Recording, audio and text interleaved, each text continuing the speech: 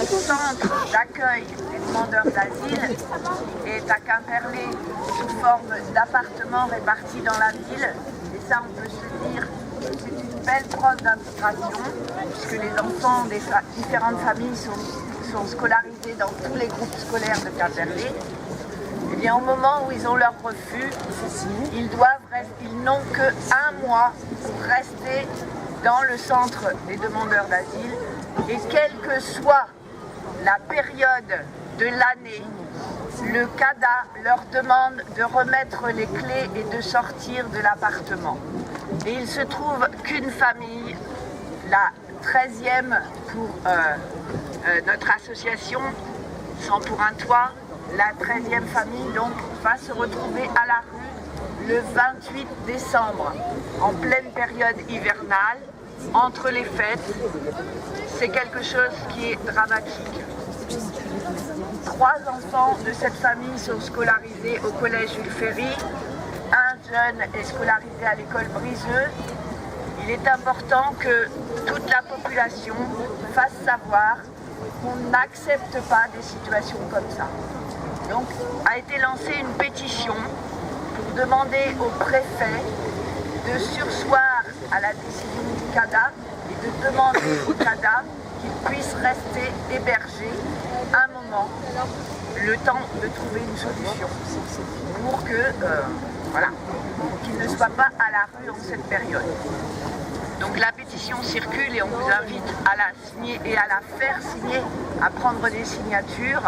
On va vous donner un lieu pour les remettre samedi, si on pouvait les récupérer samedi avant les fêtes, pour pouvoir organiser la remise de ces pétitions à la préfecture dès le début de la semaine prochaine.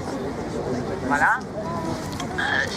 Alors, les associations qui se sont mobilisées pour l'instant sont nombreuses, puisqu'il y a au départ des gens du collège.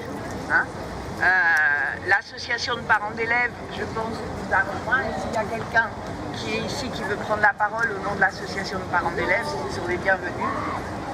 Il y a l'association Sans pour un toit, il y a Emmaüs, il y a la Ligue des droits de l'homme, il y a l'association Babellium qui intervient justement dans le collège au niveau du soutien aux parents d'enfants étrangers et donc qui a beaucoup agi pour cette pétition.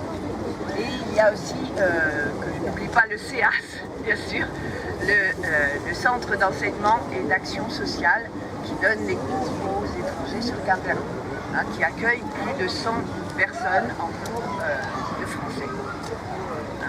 Voilà. Alors, je n'oublie pas la municipalité que l'on a rencontrée dès l'annonce de la situation et qui essaye par tous les moyens de trouver une solution et intervient là où elle peut.